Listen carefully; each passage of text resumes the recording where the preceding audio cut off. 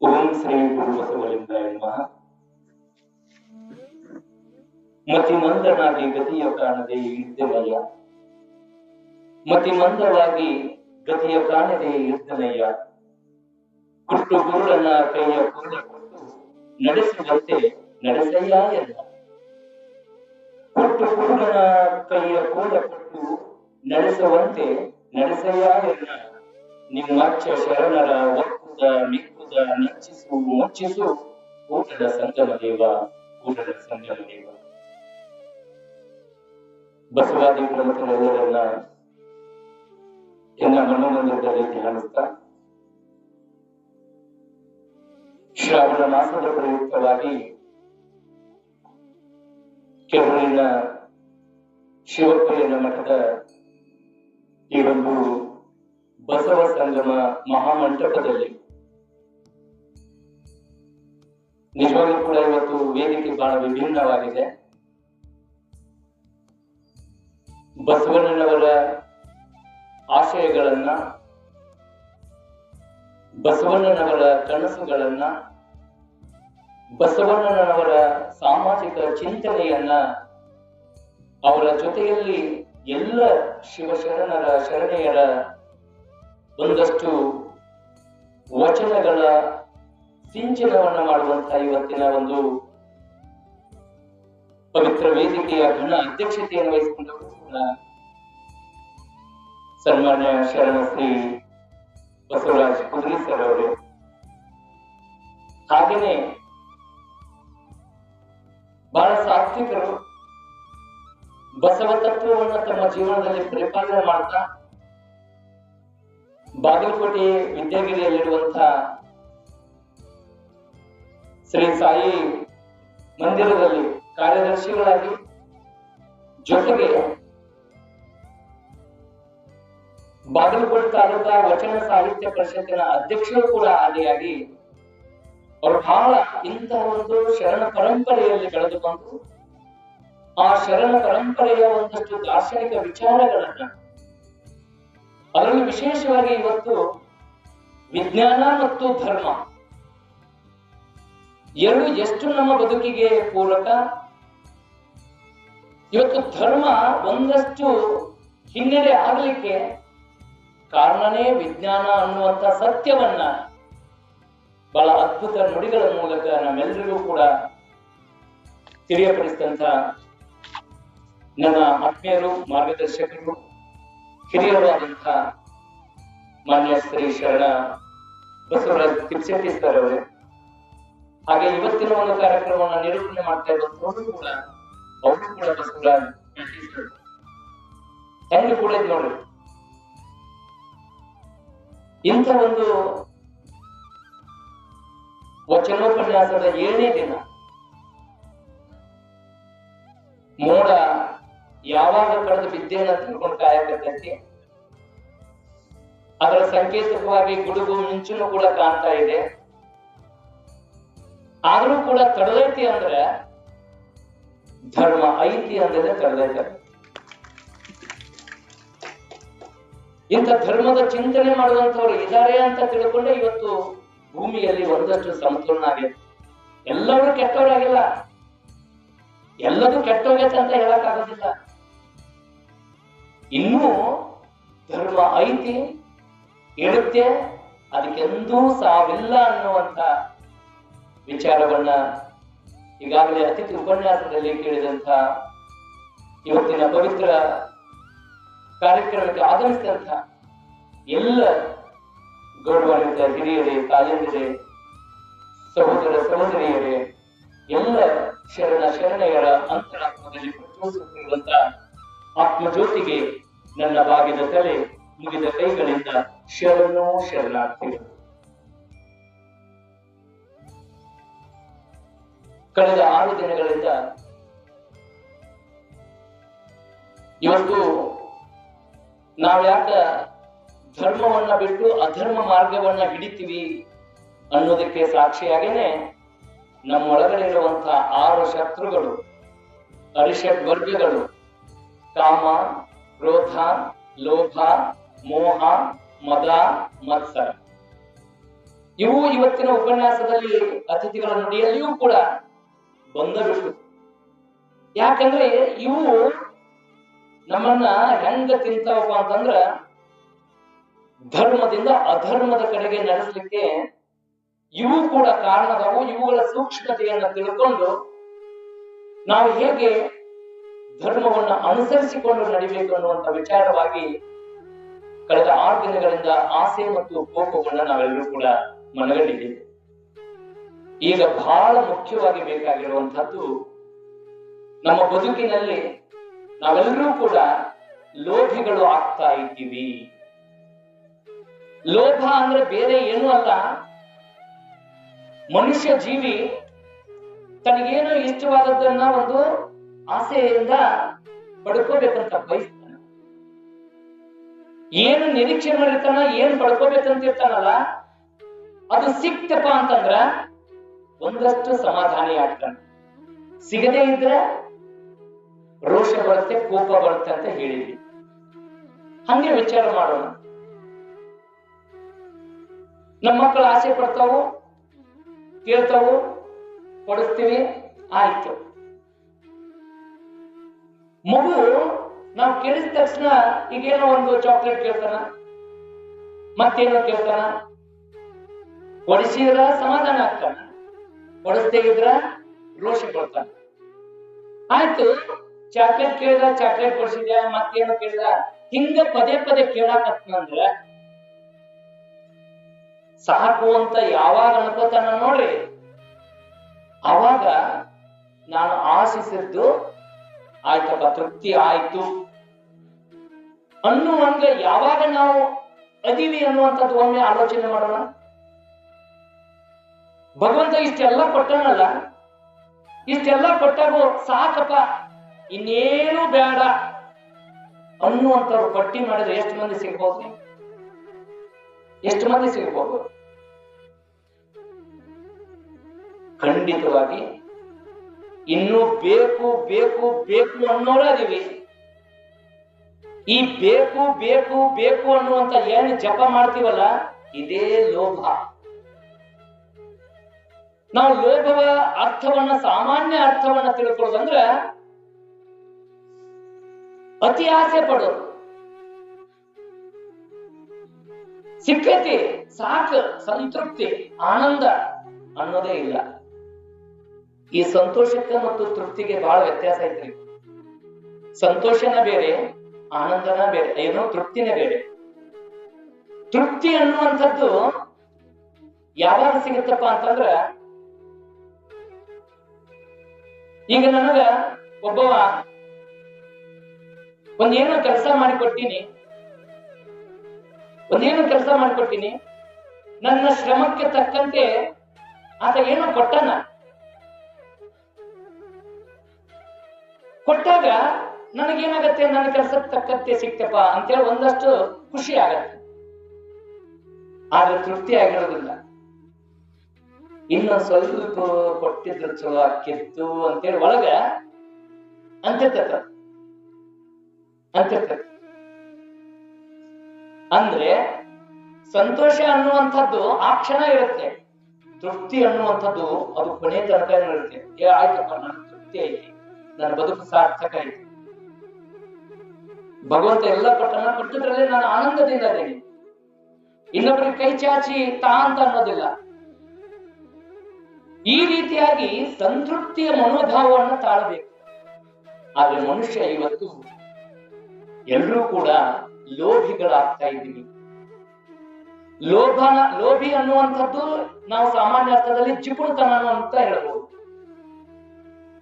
ಇಲ್ಲಿ ಜಿಪುಣತನ ಅಂದ್ರೆ 2 ಅರ್ಥದಲ್ಲಿ ಬರ್ತಾವ. ಜಿಪುಣತನ ಅಂದ್ರೆ ದುಡ್ಡನ್ನ ಖರ್ಚು ಮಾಡೋದ್ರಲ್ಲಿ ಕಂಜೂಸ್ ಅಂತೀವಿ ನಾವು.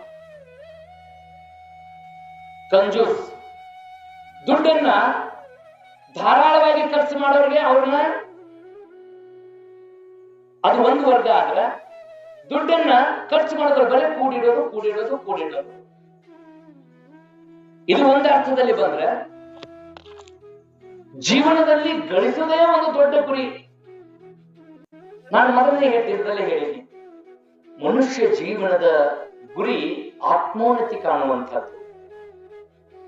ಅಂದ್ರೆ ಸಂತೃಪ್ತಿ ಅನ್ನುವಂಥದ್ದು ಜೊತೆಗೆ ನನ್ನಲ್ಲಿರುವಂತಹ ಅವಗುಣಗಳನ್ನ ಬಿಟ್ಟು ಪರಸ್ಪರ ಎಲ್ಲರೊಂದಿಗೂ ಬೆರೆತು ಹೊಂದಾಣಿಕೆಯ ಜೀವನದೊಂದಿಗೆ ನನ್ನಲ್ಲಿರುವಂಥದ್ದನ್ನ ಪರರಿಗೆ ಕೊಟ್ಟು ಪರರಲ್ಲಿರುವಂಥದ್ದನ್ನ ನಾನು ಸ್ವೀಕಾರ ಮಾಡಿ ಪರಸ್ಪರ ಅನ್ಯೋನ್ಯತೆಯಿಂದ ಒಂದು ಸಂತೋಷ ಸಂಭ್ರಮದಿಂದ ಇರುವಂತಹ ಕ್ಷಣ. ಆಗ್ಲೇ ಸರ್ ಮಾತಾಡುವಾಗ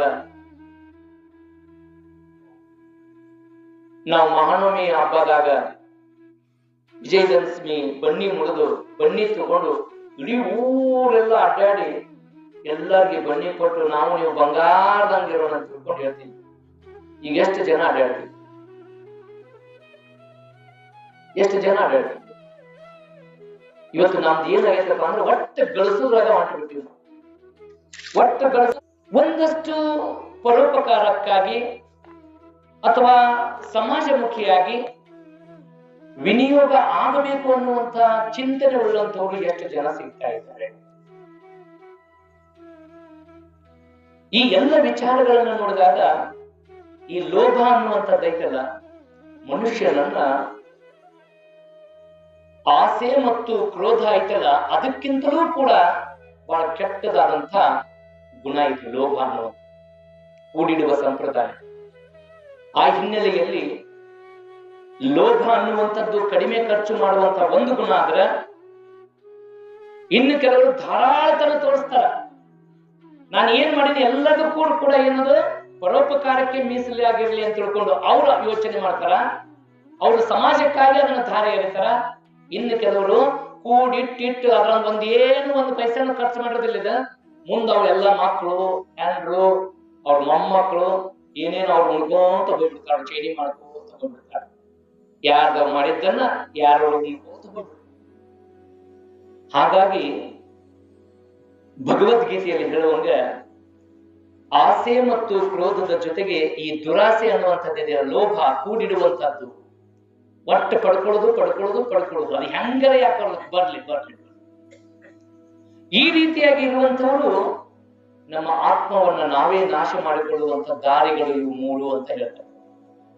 ಹಾಗಾಗಿ ಇವತ್ತು ಲೋಭ ಅನ್ನುವಂಥದ್ದು ಮನುಷ್ಯನನ್ನ ಯಾವ ರೀತಿ ಮಾಡೈತಪ್ಪ ಅಂತಂದ್ರ, ಯಾರು ಲೋಭಿಗಳಾಗಿರ್ತಾರಲ್ಲ ಅವ್ರ ಜೀವನದಲ್ಲಿ ಸಂತೋಷ ಅನ್ನುವಂಥದ್ದ ಕಾಣೋದಿಲ್ಲ. ಅವ್ರಿಗೆ ಸಂತೋಷನೇ ಇರೋದಿಲ್ಲ. ಬರೀ ಅವ್ರದ್ದೇನು ಸಂಗ್ರಹ ಮಾಡುವಂತ ಬುದ್ಧಿನೇ ಅವರಲ್ಲಿ ಇರುತ್ತೆ. ಬಹುಶಃ ನಿಜಗುಣ ಶರಣರು ಒಂದು ಕಡೆ ಹೇಳ್ತಾರೆ, ನಾವು ಮನುಷ್ಯರಾಗಿ ಬಂದ ಮೇಲೆ ಒಂದಷ್ಟು ಕರ್ಮವನ್ನ ಮಾಡ್ತೀವಿ, ಯಾವುದೇ ಒಂದು ಕಾಯಕ ಮಾಡಿ, ನನ್ನ ಕಾಯಕದ ಪ್ರತಿಫಲದಲ್ಲಿ ಒಂದಷ್ಟು ಸಮಾಜಮುಖಿಯಾಗಿ ಇರಬೇಕು ಅನ್ನುವಂಥ ಚಿಂತನೆಯನ್ನ ಹೇಳ್ತಾರೆ. ಅವ್ರು ಹೇಳ್ತಾರೆ, ಸ್ನೇಹಿತರನ್ನು ಕೂಡಿಸು, ದುರ್ಗುಣಗಳನ್ನು ಕಳೆ, ಸಂತೋಷವನ್ನು ಗುಣಿಸು, ದುಡಿದದ್ದನ್ನು ಭಾಗಿಸು, ಗಣಿತವಿದನ್ನು ಕೂಡಿ ಕಳೆಯಬಲ್ಲಾತನೇ ತಿನ್ನನೆಯ ನೆನಪನು ಲೆಕ್ಕಿಗ ಲೋಕದಲ್ಲಿ ಅಂತ ಹೇಳ್ತಾರೆ. ಇದೊಂದು ಸಂತೋಷ, ಎಲ್ಲರನ್ನ ಸ್ನೇಹಿತರನ್ನ ಎಲ್ಲರನ್ನ ನನ್ನೊಳಗೆ ಕರ್ಕೊಂಡು ಹೋಗುವಂತದ್ದು, ಹಾಗೆ ನನ್ನಲ್ಲೇ ಆದಂತಹ ಸಂತೋಷವನ್ನ ಹಂಚಿಕೊಳ್ಳುವಂಥದ್ದು, ಗುಣಿಸ್ಕೊಂತ ಹೋಗೋದು. ಹಾಗೇನೆ ನನ್ನಲ್ಲಿರುವಂತಹ ದುರ್ಗುಣಗಳನ್ನ ಕಳ್ಕೊಂತ ಹೋಗೋದು. ಇದರ ಜೊತೆಗೆ ವಿಶೇಷ ಏನಂದ್ರೆ ದುಡಿದದ್ದನ್ನ ಭಾಗಿಸೋದು. ಈಗ ನಾವೆಲ್ಲ ಟ್ಯಾಕ್ಸ್ ಅಂತ ಕಟ್ತೀವಿ, GST ಸರ್ಕಾರಕ್ಕೆ ನಮ್ಮ ಒಂದು ಪ್ರತಿಫಲದಲ್ಲಿ ಇಷ್ಟಿಷ್ಟು ಅಂತ ಕಟ್ಟಲೇಬೇಕು. ಆದ್ರೆ ಕೆಲವರು ಟ್ಯಾಕ್ಸ್ ಉಳಿಸ್ಕೊಳಕ್ ಏನೆಲ್ಲ ಮಾಡ್ತಾರ ಅನ್ನುವಂಥದ್ದು ಇಲ್ಲಿ ವ್ಯವಹಾರಿಕ ಜ್ಞಾನ ಉಳ್ಳಂತವ್ರು ಬಹಳ ಇದ್ದೀರಿ. ಅದಕ್ಕೆ ದೇವರ ದಾಸಿಮಯ್ಯನವರು ಬಹಳ ಅದ್ಭುತವಾದಂತ ಒಂದು ವಚನದಲ್ಲಿ ಹೇಳ್ತಾರೆ, ಹರಿದ ಗೋಣಿಯಲ್ಲೊಬ್ಬ ಕಳವೆಯ ತುಂಬಿದ, ಇರುಳೆಲ್ಲ ನಡೆದ ನಾ ಸುಂಕ ಕಚ್ಚಿ. ಹರಿದ ಗೋಣಿಯಲ್ಲೊಬ್ಬ ಕಳವೆಯ ತುಂಬಿದ, ಇರುಳೆಲ್ಲ ನಡೆದ ನಾ ಸುಂಕ ಕಜ್ಜಿ.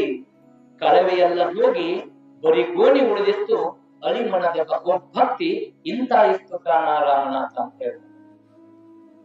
ಅಂದ್ರೆ ನಾನು ಉಳಿಸ್ಬೇಕು ಅಂತ ತಿಳ್ಕೊಂಡು ನಾವು ಏನೋ ಪ್ರಯತ್ನ ಮಾಡ್ತಿರ್ತೀವಿ, ಆದ್ರೆ ಅದು ಉಳಿಯೋದಿಲ್ಲ. ನೀವು ಶ್ರಮದಿಂದ ಹಾಕಿರುವಂತದ್ದು, ನೀವು ಒಳ್ಳೆ ನ್ಯಾಯ ಮಾರ್ಗದಿಂದ ಸಂಪಾದನೆ ಮಾಡುವಂತದ್ದು ಉಳಿತೈತೆ ವಿನಃ ನೀವು ಅನ್ಯಾಯ ಮೋಸ ಅಕ್ರಮ ಮಾಡಿ ಏನಾದ್ರು ಉಳಿಸ್ಕೊತೀನಿ ಅಂದ್ರೆ ಉಳಿಯೋದಿಲ್ಲ. ಇವತ್ತು ನೋಡ್ರಿ, ಸರ್ಕಾರ ಸಾಕಷ್ಟು ಸಂಬಳವನ್ನ ಕೊಟ್ಟಿರ್ತೈತಿ. ಸಂಬಳ ಕೊಟ್ಟರು ಕೂಡ ಗಿಂಬಳಕ್ಕೆ ಆಸೆ ಪಡುವಂತವ್ರು ಎಷ್ಟು ಜನ ಇಲ್ಲ. ಇವತ್ತು ನಾನು ಮಾಡುವಂತ ಕೆಲಸಕ್ಕೆ ಸರ್ಕಾರ ಒಂದಷ್ಟು ನನಗೆ ನನ್ನ ತೃಪ್ತಿದಾಯಕ ಜೀವನಕ್ಕೆ ಬೇಕಾದಷ್ಟು ಸಂಬಳವನ್ನ ಕೊಡ್ತಾ ಇದೆ. ಆ ಸಂಬಳವನ್ನ ಪಡೆಯುವುದರ ಜೊತೆಗೆ ನಾನು ಗಿಂಬಳಕ್ಕೂ ಕೂಡ ಆಸೆ ಪಡ್ತಾ ಇದ್ದೀನಿ. ಇದೇನಿದು? ಲೋಭ. ಇದು ಲೋಭ. ಇವತ್ತು ಹಿಂಗ್ ವಿಚಿತ್ರ ಐತಲ್ಲ, ನಾವೆಲ್ಲ ವಿವೇಕವಂತರು, ಜ್ಞಾನವಂತರು, ಬುದ್ಧಿವಂತರು ಅಂತೀವಿ ನಾವು, ಶಿಕ್ಷಣವಂತರನ್ನು. ಸಂಸ್ಕೃತದಲ್ಲಿ ಒಂದು ಮಾತು ಬರುತ್ತೆ, ಸಾಕ್ಷರರು ವಿಪರೀತೇಶ್ಚ ರಾಕ್ಷಸೋ ಭವೇಯಂ ಅಂತ. ಸಾಕ್ಷರ ಅನ್ನುವಂತ ಪದವನ್ನ ವಿಲೋಮ ಮಾಡಿ ನೋಡಿ. ಸಾಕ್ಷರ ವಿರುದ್ಧ ಪದ ಮಾಡಿದ್ರೆ, ಅಂದ್ರೆ ವಿಲೋಮ ಮಾಡಿ ಉಳಿದಿದ್ರೆ ರಾಕ್ಷಸ ಆಗ್ತಾ ಇದ್ದಾರೆ. ಇವತ್ತು ಬಹಳಷ್ಟು ಸರ್ ಆಗ್ಲೇ ಹೇಳಿದ್ರಲ್ಲ, ವಿಜ್ಞಾನ ಬಂದು ನಮ್ಮೆಲ್ಲ ಸಂಬಂಧಗಳನ್ನ ದೂರ ಮಾಡೈತಿ. ವಿಜ್ಞಾನ ಬಂದು ಎಲ್ಲ ಸಂಬಂಧಗಳು, ಇವತ್ತು ನಾವೆಲ್ಲರೂ ಜೊತೆಯಾಗಿ ಚಂದ ಒಂದ್ ನಾಲ್ಕು ಮಾತಾಡ್ಕೊಂಡು ಕುಂದ್ರದೇ ಇಲ್ಲ. ಒಂದ್ 4 ಮಂದಿ ಹುಡುಗರು ಕುಂತಿರ್ತಾರ ಅಂದ್ರೆ ಅವನ ಕೈಯಾಗ ಒಂದು ಮೊಬೈಲ್, ಅವನ ಕೈಯಾಗ ಒಂದು ಮೊಬೈಲ್, ಎಲ್ಲರೂ ಒಂದೊಂದು ಮೊಬೈಲ್ ಹಿಡ್ಕೊಂಡು ತಮಗೆ ಏನೇನು ಬೇಕು ಅದನ್ನ ತಿಕ್ಕೋತ ಕುಂತು ಬಿಟ್ಟಿರ್ತಾರೆ. ಇನ್ನು ಮನ್ಯಾಗಾರ ನೋಡ್ರಿ, ಅಲ್ಲಿನೂ ಹಂಗ ಬಂದವ್ರ ಜೊತೆ ಒಂದು ಚಂದ ಒಂದ್ ಸೌಜನ್ಯಯುತವಾದಂತ ಮಾತಾಡಕ್ಕೂ ನಮ್ಗೇನಿಲ್ಲ, ಪುರುಸೊತ್ತಿಲ್ಲದ ಸಾವುಕಾರ ಆಗಿರ್ತೀವಿ. ಒಮ್ಮೆ ವಿಶ್ವವಿದ್ಯಾಲಯದಲ್ಲಿ ರ್ಯಾಂಕ್ ಹೋಲ್ಡರ್ ಸ್ಟೂಡೆಂಟ್ ಅವ ಆಯ್ತು, ಪದವಿ ತಗೊಂಡ, ಪತ್ರಿಕೆಯನ್ನ ಹೀಗೆ ಕಣ್ಣಾಡಿಸ್ತಾನೆ. ಒಂದು ಕೆಲಸಕ್ಕೆ, ಉದ್ಯೋಗಕ್ಕಾಗಿ ಒಂದು ಜಾಹೀರಾತು ಇರುತ್ತೆ. ಪ್ರತಿ ತಿಂಗಳ 12 ಲಕ್ಷ ರೂಪಾಯಿ ಕಾರು, ಹಾಗೆ ಇರ್ಲಿಕ್ಕೆ ಯೋಗ್ಯವಾದಂತಹ ವಸತಿಯನ್ನ ಕೊಡ್ತೀವಿ ಅಂತ ತಿಳ್ಕೊಂಡು, ಆಯ್ತಂತ ತಿಳ್ಕೊಂಡು ಈತ ಹೋಗ್ತಾನೆ. ಹೋಗಿ ಅಲ್ಲಿ ಅವ್ರು ಎಲ್ಲರಿಗೂ ಕೂಡ ಒಂದು ಲಾಡ್ಜ್ ವ್ಯವಸ್ಥೆ ಮಾಡಿರ್ತಾರೆ. ಆ ಲಾಡ್ಜ್ ವ್ಯವಸ್ಥೆ ಮಾಡಿದಾಗ ಅಲ್ಲಿ ಏನ್ ಮಾಡ್ತಾನೆ, ಹೋದಾಗ ಆ ಲಾಡ್ಜ್ ನಾಗ ಒಂದು ಡ್ರೈವರ್ ಇರ್ತತಿ, ಟೇಬಲ್ ಕಾಟದಾಗ ತೆಗಿತಾನ, ಒಂದು 10,000 ರೂಪಾಯಿ ಇರ್ತಾವ.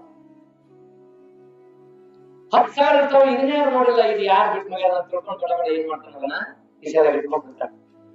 ಪರೀಕ್ಷೆ ಬರ್ತಾನ, ಮೌಖಿಕ ಮತ್ತು ಲಿಖಿತ 2 ಪರೀಕ್ಷೆ ಆಕತಿ. ಊರಿಗೆ ಹೋಗ್ತಾನೆ. ಹೋಗೋಣ ಒಂದು ಲೆಟರ್ ಬರ್ತದೆ, ಏನು ಕಂಪನಿಯವರು ಯಾವ ಕೆಲಸಕ್ಕೆ ಕರೆದಿದ್ರಲ್ಲ. ಬಂದ ತಕ್ಷಣ ಇವನು ಖುಷಿ ಆಗತ್ತೆ, ನನಗೆ ಉದ್ಯೋಗ ಸಿಕ್ತಂತೆ. ತೆಗೆದು ನೋಡ್ತಾನ, ಆತ್ಮೀಯ ಪ್ರತಿಭಾವಂತ ವಿದ್ಯಾರ್ಥಿಯೇ, ತಾವು ವಿಶ್ವವಿದ್ಯಾಲಯದಲ್ಲಿ ರ್ಯಾಂಕ್ ಹೋಲ್ಡರ್ ಅನ್ನುವಂಥದ್ದನ್ನ ಕೇಳಿ ಬಹಳ ಖುಷಿ ಆಯ್ತು. ತಾವು ಕೂಡ ಮೌಖಿಕ ಪರೀಕ್ಷೆ ಮತ್ತು ಲಿಖಿತ ಪರೀಕ್ಷೆಯಲ್ಲಿಯೂ ಕೂಡ ಎಷ್ಟು ಜನ ಸಂದರ್ಶನಕ್ಕೆ ಬಂದಿದ್ರು, ತಾವೇ ಮೊದಲಿಗರಾಗಿ ಆಯ್ಕೆಯಾಗಿದ್ದೀರಿ. ಆದರೆ ನಿಮಗೆ ನಾವು ಉದ್ಯೋಗವನ್ನ ನೀಡುತ್ತಿಲ್ಲ ಅಂತ ಬರ್ತಿದ್ರು.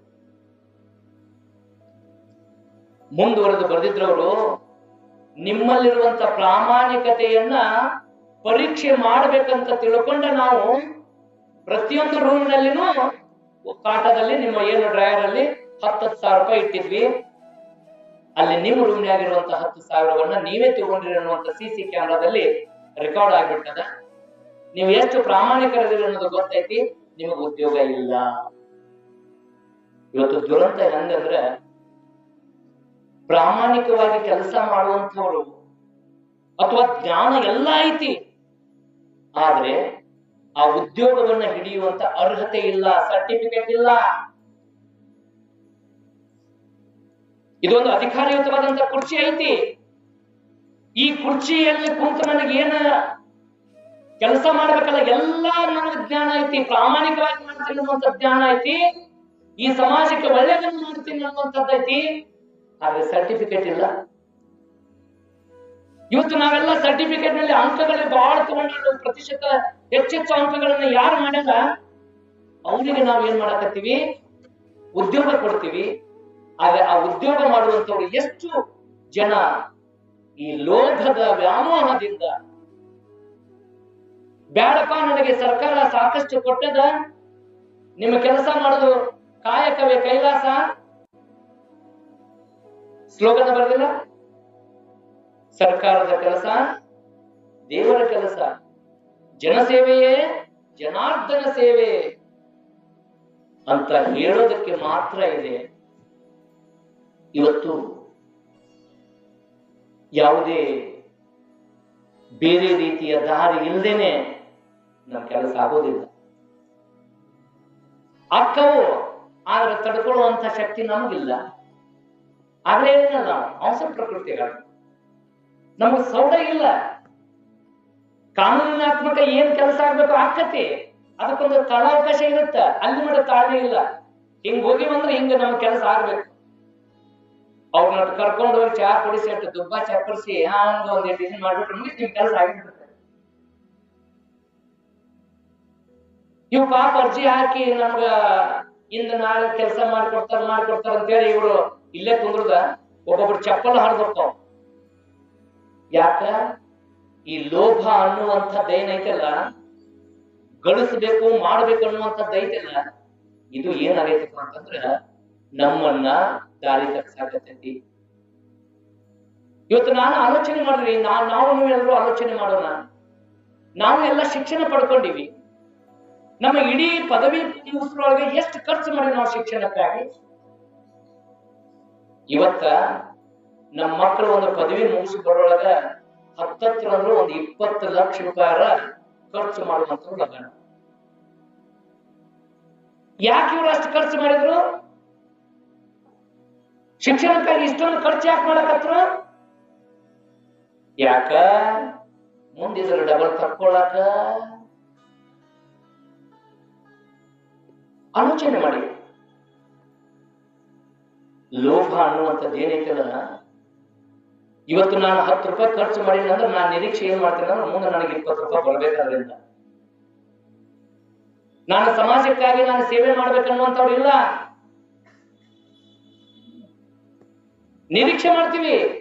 ನನಗಂತಿರ್ತಾರ, ಏನ್ ಕಂಗಲ್ ಸರ್ ಎಲ್ಲಿ ಬೇಕಾದ್ರೆ ಉಪನ್ಯಾಸಕ್ಕೆ ಹೋಗ್ತಾರ, ಯೂಟ್ಯೂಬ್ ಮಾಡ್ಯಾರ, ರಗಡ ಕಳ್ಸಾಕತ್ತಾರ ಅಂತ ಅವ್ರು ಅನ್ನೋರು ಹಂಗ ಅನ್ಲಿ. ಆದ್ರೆ ಶ್ರಮವಿಲ್ಲದೆ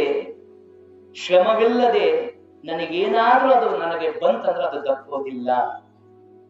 ದಕ್ಕೋದಿಲ್ಲ. ಹೆಂಗ ಹರಿದ ಗೋಣಿಯಲ್ಲಿ ಕಳವೆಯ ತುಂಬಿ ಸುಂಕರ್ ಕಚ್ಚಿ ನಡೆದಲ್ಲ, ಆ ಅಕ್ಕೆಲ್ಲ ಎಲ್ಲ ಧಾನ್ಯ ಹೋಗ್ಬಿಟ್ಟತಿ, ಗೋಣಿ ಚೀಲ ಉಳತ್ತಲ್ಲ, ಕೊನೆಗೆ ಅದ ಉಳಿದು. ನಾವು ಇಲ್ಲ ಇಷ್ಟೆಲ್ಲ ವೇದಾಂತ, ಇಷ್ಟೆಲ್ಲ ಧರ್ಮದ ಬಗ್ಗೆ ಎಲ್ಲ ತಿಳ್ಕೊತೀವಿ, ಏನೆಲ್ಲ ಆಸ್ತಿ ಅಂತಸ್ತು ಎಲ್ಲ ಮಾಡಿರ್ತೀವಿ, ಹೋಗುವಾಗ ಏನಾರ ತಗೊಂಡು ಹೋಗ್ತೀವಿ. ಹೆಂಗ ಬಂದಿವಲ್ಲ ಹಂಗ ಹೋಗ್ತೀವಿ. ಬರುವಾಗ ಬೆತ್ತಲೆ, ಹೋಗುವಾಗ ಬೆತ್ತಲೆ, ಒಂದು ಹೋಗುವ ನಡುವೆ ಬರೀ ಕತ್ತಲೆ. ಹೀಗಿರ್ಬೇಕಾದ್ರೆ ಇವತ್ತು ನಾವೊಂದು ವ್ಯಾಪಾರ ಮಾಡ್ಲಿ, ಒಂದು ಉದ್ಯೋಗ ಮಾಡ್ಲಿ, ಏನೇ ನೀವು ಕೆಲಸ ಮಾಡ್ರಿ, ಪ್ರಾಮಾಣಿಕವಾಗಿ ಕೆಲಸ ಮಾಡಿ ಆ ಕೆಲಸದಿಂದ ಬರುವಂತ ಫಲ ಐತಲ್ಲ, ಆ ಫಲ ಎಷ್ಟು ಬಂದಕ್ಕೆ ಅಷ್ಟರಲ್ಲೇ ತೃಪ್ತಿ ಪಡುವಂತದ್ದಾಗಬೇಕು. ಕರ್ಮಣ್ಣೆ ವಾದಿಕಾರಸ್ಥೇನ ಮಾ ಫಲೇಸು ಕದಾಚನ ಅಂತ ಹೇಳ್ತಾರೆ. ನಿನಗೆ ಬಂದಂತ ಕರ್ಮವನ್ನ ನೀನು ಮಾಡು, ಫಲವನ್ನ ನಿರೀಕ್ಷೆ ಮಾಡಬೇಡ. ಯಾರು ಫಲವನ್ನ ನಿರೀಕ್ಷೆ ಮಾಡ್ತಾರಲ್ಲ ಅವರೆಲ್ಲರೂ ಕೂಡ ಲೋಭಿಗಳೇ. ನಾನು ಏನೋ ವ್ಯಾಪಾರ ಮಾಡಕತ್ತೀನಿ, ಆ ವ್ಯಾಪಾರದಲ್ಲಿ ಹೆಂಗಿರ್ತಂದ್ರ ಗಿರಾಕಿಗಳು ಬರ್ತಾವಲ್ಲ, ಆ ಗಿರಾಕಿಗಳು ನಮ್ ಜೊತೆಗೆ ಹೆಂಗ್ ಚಂದ ವ್ಯವಹಾರ ಮಾಡಿದ್ರೆ ನಾವು ಚಂದ ವ್ಯವಹಾರ ಮಾಡ್ತೀವಿ. ಒಂದ್ ವೇಳೆ ಅವ್ರು ಏನಾದ್ರು ತಾರತಗಡಿ ಮಾಡಕತ್ರ ಅಂದ್ರೆ ಅವ್ರು ಏನ್ ಮಾಡ್ಬೇಕು, ಹೆಂಗ್ ಮಾಡ್ಬೇಕು ಅನ್ನೋದು ವ್ಯಾಪಾರ ಬುದ್ಧಿ ಇದ್ದವ್ರಿಗೆ ಎಲ್ಲ ಗೊತ್ತಿದೆ. ಒಮ್ಮೆ ಏನಾಗಿತ್ತಪ್ಪ ಅಂತಂದ್ರ, ಅಮೇರಿಕದ ಜಪಾನಿಯನ್ ಅವರು ಅಮೇರಿಕದ ಫಾರ್ಮಸಿಗೆ ಏನ್ ಮಾಡಿದ್ರಪ್ಪ ಅಂತಂದ್ರ, ಆಕಳುಗಳನ್ನ ಹಸುಗಳನ್ನ ಕೊಡಬೇಕಂತೇಳಿ ಬಂದಿದ್ರು ಜಪಾನಿಯರು. ಬಂದ ಅಮೇರಿಕನ್ ಫಾರ್ಮಸಿಗೆ ಹೋಗ್ತಾರ.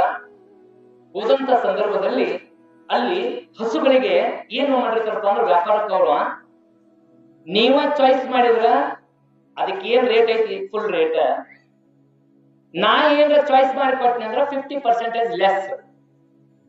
ಅವ ವ್ಯಾಪಾರ ಮಾಡವ ತಲೆ ಓಡಿಸ್ಯಾನ.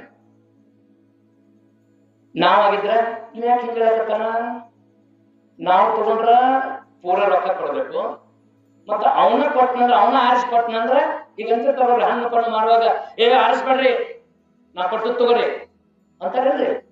ನೀವ ಆರಿಸ್ಕೊಂಡ್ರ ರೇಟ್ ಬೇರೆ, ನಾ ಆರಿಸ್ಕೊಟ್ರ ರೇಟ್ ಬೇರೆ. ಇದು ಐತಲ್ರಿ, ಇದು ಐತಲ್ಲ. ಹಿಂಗ ನೀವ ತಗೊಂಡ್ರ ಫುಲ್ ಅಮೌಂಟ್ ಪೇಡ್ ಮಾಡ್ಬೇಕು, ಇಲ್ಲ ನಾನ ಕೊಡ್ತೀನಿ ಅರ್ಧ ಪೇಡ್ ಮಾಡ್ಬೇಕು.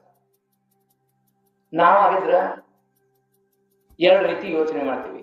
ಏನು, ಫುಲ್ ತಗೊಂಡ್ವಿ ಅಂದ್ರ ಒಳ್ಳೆ ರೀತಿ ಹೈನ ಕೊಡ್ಬೋದು, ಹಾಲು ಕೊಡ್ಬೋದು. ಯಾಕಪ್ಪ ನಾವು ಆರಿಸ್ಕೊಂಡ್ರು ಚಲೋ ನೋಡ್ಕೊಂಡಂತೇಳಿ. ಇನ್ನು ಅರ್ಧ ರೇಟಿಗೆ ತಗೊಂಡ್ರ ಏನ್ ಒಂದ್ 4 ಲೀಟರ್ ಕಡಿಮೆ ಕೊಟ್ಟರು ಕೊಡುವಂತ ಬಿಡು, ಏನ ಗೊಡ್ಡ ಐತೆ ಏನೈತೆ. ಒಮ್ಮೆ ಹಿಂಗೂ ಆಲೋಚನೆ ಬಂದು ಅವ್ರ ಏನ್ ಜಪಾನರು ಬಂದಿದ್ರಲ್ಲ, 1 ತಾಸು ಬಿಟ್ಟು ಬರ್ತೀವಿ ಅಂತೇಳಿ ಹೋದ್ರು. 1 ತಾಸು ಬಿಟ್ಟು ಬರ್ತೀನಿ ಅಂತ ಹೋದ್ರು, ವಾಪಸ್ ಬಂದ್ರು. ಇವ ಕೇಳ್ತಾನ ವ್ಯಾಪಾರಿ, ಏನ್ ಮಾಡಿದ್ರಿ, ಏನ್ ನನಗ ಕಬಲೋ ಏನ್ ನಿಮ್ದು, ನಾ ಹೇಳ್ದಂತ ಹೋದ್ರು ಏನ್ ನೀವ ಚಾಯ್ಸ್ ಮಾಡ್ಕೊತೀರ ನನ್ನ. ಅವ್ರು ಹೇಳ್ತಾರ, ಇಲ್ರಿ ನೀವ ಕೊಟ್ಟು ಬಿಡ್ರಿ, ನೀವ ಚಾಯ್ಸ್ ಮಾಡಿ ಕೊಟ್ಟು ಬಿಡ್ರಿ. ಇವ್ ಖುಷಿ ಆಗತ್ತ ಅಲ್ಲ, ನನ್ನಂಗ ಬಂತಲ್ಲ, ಆಯ್ತು ನಾನು ಚಾಯ್ಸ್ ಮಾಡ್ಕೊಡ್ಬೇಕಾ ಅಣ್ಣನ. ಎಷ್ಟು ಬೇಕು ನಿಮಗ, ಎಷ್ಟು ಬೇಕು ಅಣ್ಣನ. ಸ್ವಲ್ಪ ಅಗ್ದಿ ಟೈಗೆ ಸರಿ ಮಾಡ್ಕೊಂಡು ಇವು ಎಷ್ಟು ಅದಾವ ಇಷ್ಟು ಕೊಟ್ಟು ಬಿಡ್ರಿ ಅಂತ. ಹಾಗಾದ್ರೆ ಏನಾತ ಹೇಳ್ರಿ, ಇಷ್ಟು ತಗೊಂಡ ಹೆಂಗ 50% ಹೊಡೆದ್ಬಿಟ್ರು. ನಾವು ವ್ಯಾಪಾರಕ್ಕ ಏನೋ ಒಂದು ಪ್ಲಾನ್ ಮಾಡ್ತಿರ್ತೀವಿ, ಅದು ಇನ್ನೊಂದು ಏನೋ ಆಗತ್ತೆ. ನಾವೇನೋ ಇದ್ರಾಗೊಂದು ಏನೋ ಲಾಭ ಸಿಗ್ತೈತಪ್ಪ ಅಂತೇಳಿ ಏನೋ ಮಾಡ್ತಿರ್ತೀವಿ, ಆ ಲಾಭ ಏನಂತಾರಲ್ಲ, ಉಳ್ಳಾಗಡ್ಡಿ ಲಾಭ ಸೊಬರ್ನ್ಯಾಗ ಹೋಗ್ತಂತಾರಲ್ಲ. ಯಾಕಂದ್ರ ಎಷ್ಟು ನಾವು ಲೋಭಿಗಳು ಆಗ್ತೀವಲ್ಲ ಅಷ್ಟು ನಮ್ಗೆ ದಕ್ಕೋದಿಲ್ಲ ಅದು. ಇದು ಜೀವನ ಸತ್ಯ ತಿಳ್ಕೊಳ್ಬೇಕಾದ್ರೆ. ನನ್ನ ಶ್ರಮದ ಬೆವರಿಲ್ಲದೆ ಏನೇ ಸಿಕ್ಕರೂ ಕೂಡ ಆ ಕ್ಷಣದಲ್ಲಿ ತೃಪ್ತಿ ಕೊಡುತ್ತೆ ನನಗೆ. ಆ ಕ್ಷಣದಲ್ಲಿ ತೃಪ್ತಿ ಕೊಡ್ಬೋದು. ಮನೆಗೆ ಹೋಗಿ ಒಂದಷ್ಟು ಬೇರೆ ರೀತಿಯಾಗಿ ತಂದಿದ್ದ ದುಡ್ಡು ಮನೆಗೆ ಕೊಟ್ಟರೆ ಎಲ್ಲರೂ ಖುಷಿ ಪಡ್ತಾರ, ಯಾರು ಕೇಳೋದಿಲ್ಲ ಇದನ್ನ ಹೆಂಗ ತಂದಿರ್ತೀವಿ ಮಾಡ್ತಾರೆ. ನಿಮಗ್ ಪಗಾರ ಎಷ್ಟೈತಿ, ನೀವ್ ಹೆಂಗ್ರಿ ಹಿಂಗೆ ಹೆಚ್ಚಿಗೆ ರೊಕ್ಕ ತಗೊಂಡ್ಬರ್ತೀರ ಅಂತ ಯಾರು ಕೇಳೋದಿಲ್ಲ. ಕೇಳ್ತಾರಂದ್ರೆ ಯಾರ, ಯಾಕ ಅವ್ರು ಲೋಭಿಗಳೇ, ಅವ್ರು ಲೋಭಿಗಳೇ. ಬರ್ತೈತೆ ಬರ್ಲಿ ಬರ್ಲಿ ಬರ್ಲಿ, ಹೆಂಗ್ ಬರ್ಲಿ ಅದು. ಅದಕ್ಕೆ ಧರ್ಮದ ಮೂಲಕ ಬರ್ಬೇಕು. ಏನ ಬಂದ್ರು ಯಾವುದು ಧರ್ಮದ ಮೂಲಕ ಬರ್ತೈತಿ ಅದು ಅನಂತವಾಗಿರ್ತೈತಿ, ಯಾವುದು ಅಧರ್ಮದ ಮೂಲಕ ಬರ್ತೈತಿ ಅದು ನಶ್ವರ, ಉಳಿಯೋದೇ ಇಲ್ಲ. ಎಲ್ಲರಿಗೂ ಅನುಭವ ಆಗಿರ್ತೈತಿ. ಆದ್ರೂ ಆಸೆ ಪಡ್ತೀವಿ, ಆದ್ರೂ ಲೋಭಿಗಳಾಗ್ತೀವಿ ಅಲ್ವಾ. ಆದ್ರೂ ನಾವ್ ಏನ್ ಮಾಡ್ತೀವಿ, ಆಸೆ ಅನ್ನುವಂಥದ್ದು, ಅತಿ ಆಸೆ ಅನ್ನುವಂಥದ್ದು ನಮ್ಮಲ್ಲಿ ಏನಾಗ್ಬಿಟ್ಟೈತಿ, ಮೊಡಗಟ್ಟು ಬಿಟ್ಟೈತಿ. ಇಂಥವ್ರನ್ನ ಕುರಿತ ಬಸವಣ್ಣನವರು ಅದ್ಭುತವಾದಂತ ಒಂದು ವಚನದಲ್ಲಿ ಕೊಡ್ತಾರೆ. ಕಾಣಿಯ ಲೋಭ ಕೋಟಿಯ ಲಾಭವ ಕೆಡಿಸುವುದ ನಾನರಿಯನಯ್ಯ, ಭಕ್ತಿಯ ಕುಳವನರಿಯದೆ ಮತಿಗೆಟ್ಟ ಪರಿಯ ನಾನರಿಯನಯ್ಯ, ಕೂಡಲ ಸಂಗನ ಶರಣರ ಸಂಘದಿಂದ ಅರಿದಡೆ ನಾನು ಬದುಕುವೆನಯ್ಯ, ನಾನು ಬದುಕುವೆನಯ್ಯ. ನಾನು ಈ ರೀತಿ ಕಳ್ಳ ಮಾರ್ಗದಿಂದ ಇನ್ಯಾವುದೋ ನನ್ನ ಶ್ರಮವಿಲ್ಲದೆ ನಾನೇನು ಕಷ್ಟಪಡ್ದೇನೆ ನಾನು ದುಡ್ಡು ತಗೊಳಕತ್ತೀನಿ ಅಂದ್ರ, ಅಥವಾ ಹಣದ ದಾಹ ನನ್ನಲ್ಲಿತ್ತಪ್ಪ ಅಂದ್ರ ಅದು ಉಳಿಯೋದಿಲ್ಲ. ಅದು ಹೆಂಗೆ ಇನ್ನೇ ಘಟನೆ ಹೇಳಿದಲ್ಲ ಹಿಂಗೆ ಹೋಗೋದ ಅದು. ಆದ್ರೆ ಕೂಡಲ ಸಂಗನ ಶರಣರ ಸಂಘದಿಂದ ಅರಿದಡೆ ನಾನು ಬದುಕುವಿನಯ್ಯ, ನಾನು ಬದುಕುವಿನಯ್ಯ. ಅಂದ್ರೆ ಬದುಕು ಅಂದ್ರೆ ಉಸಿರಾಟ ಐತಂದ್ರೆ ಇದು ಒಂದೇ ಬದುಕಲ್ಲ. ಉಸಿರಾಟ ಐತಂದ್ರೆ ನಾವೆಲ್ಲ ಬದುಕಿದ್ವಿ ಅಂತ ಅಲ್ಲ. ನಾನು ಸಮಾಜಮುಖಿಯಾಗಿ ಕೆಲಸನ ಮಾಡೋದಿಲ್ಲ, ಸಮಾಜ ಬಾಹಿರ ಕೆಲಸ ಮಾಡ್ತೀನಿ, ಬರೀ ಹೊತ್ತೊಂಡ್ರ ಕತ್ಲೆ ಹಾಕಿ ಕೆಲಸ ಮಾಡ್ತೀನಿ ಅಂದ್ರೆ ನಿನ್ನ ಉಸಿರಿದ್ದು ನೀನ್ ಪ್ರಯೋಜನ?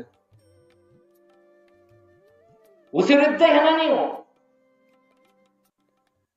ಹಾಗಾಗಿ ಆ ಭಗವಂತನ ಅರಿವಿನೊಂದಿಗೆ, ಭಗವಂತ ಕೊಟ್ಟಿರುವಂತಹ ಆ ಒಂದು ಜ್ಞಾನದೊಂದಿಗೆ ನಮ್ಮ ಬದುಕು ಏನಾಗಬೇಕಪ್ಪ ಅಂದ್ರೆ ಸಾಗಬೇಕು.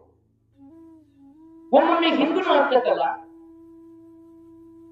ನಾವು ಲೋಭಿ ಅನ್ನುವಂಥದ್ದನ್ನ ಕೆಲವರು ಒಂದಷ್ಟು ಜೀವನದಲ್ಲಿ ಕೂಡಿಡಬೇಕು.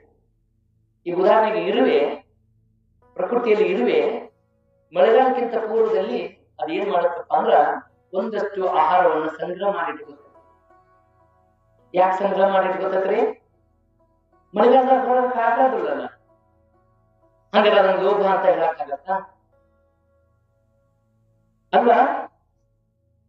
ಅಂದ್ರೆ ನನ್ನ ಬದುಕಿಗೆ ಎಷ್ಟು ಬೇಕೋ ಅಷ್ಟನ್ನ ಸಂಗ್ರಹ ಮಾಡ್ಕೊ. ಈಗ ಕೋವಿಡ್ ಟೈಮ್ದಾಗ ಹೆಂಗಾಗಿತ್ತು ಪರಿಸ್ಥಿತಿ? ನಮ್ದು ಎಷ್ಟು ಅವಸರದಾಗ ನಾವೆಲ್ಲ ಇದ್ದವರು ಜೀವನ ಅಂದ್ರೆ ಏನು ಅನ್ನುವಂಥದ್ದು ಕಲಿಸ್ಕೊಡ್ತೇವಲ್ಲ. ಎಷ್ಟೆಷ್ಟು ನಮ್ ಕೆಲಸ ಇದ್ದು ಎಲ್ಲ ಬ್ರೇಕಪ್ ಆಗಿ ಆರಾಮ ಕೀಲಿ ಹಾಕೊಂಡಿದ್ವಲ್ಲ ಸರ್ ಅಂಗಡಿ. ಒಂದ್ 5 ನಿಮಿಷ ಲೇಟ್ ಆಕತಿ ಗಿರಾಕ್ ಹೋಗ್ತಾವಂತ ಓಡಾಡಾಕ್ತಿವಿ. ಆದ್ರೆ ಲಾಕ್ಡೌನ್ ಟೈಮ್ ಅಲ್ಲಿ 3-4 ತಿಂಗಳ 6-7 ತಿಂಗಳ ನಾವು ಅಂಗಡಿ ಬದುಕು ಮಾಡ್ಕೊಂಡಿದ್ವಿ. ಎಲ್ಲ ನಮ್ಮ ಬದುಕು ತಪ್ಪಾಗಿತ್ತು. ಅಂತ ಸಂದರ್ಭದಲ್ಲಿ ನಾವೊಂದಷ್ಟು ಸಂಗ್ರಹ ಮಾಡಿ ಇಟ್ಟಿರ್ತೀವಲ್ಲ, ಲೋಭ ಅನ್ನುವಂತ ಆಸೆಯಿಂದ ಸಂಗ್ರಹ ಮಾಡಿ ಇಟ್ಟಿರ್ತೀವಲ್ಲ, ಅದು ಅವತ್ತಿನ ದಿನಮಾನಕ್ಕೆ ಉಪಯೋಗ ಆಯ್ತು. ಈ ಬದುಕನ್ನುವಂಥದ್ದು ಹಂಗೆ ಬೇಕು ಜೀವನಕ್ಕೆ. ಈಗೆಲ್ಲ ಉಳಿತಾಯ ಅಂತ ಮಾಡ್ತೀವಿ. ಉಳಿತಾಯ ಅಂತ ಮಾಡುವಂಥದ್ದು ಉದ್ದೇಶ ಏನು? ನನ್ನ ಬದುಕಿನಲ್ಲಿ ಏನಾದ್ರೂ ಸಮಸ್ಯೆಗಳು ಬಂದಾಗ, ಏನಾದ್ರೂ ಒಂದಷ್ಟು ಸಂಕಷ್ಟಗಳು ಬಂದಾಗ ಆಸರಕ್ಕತ್ತಲ್ಲ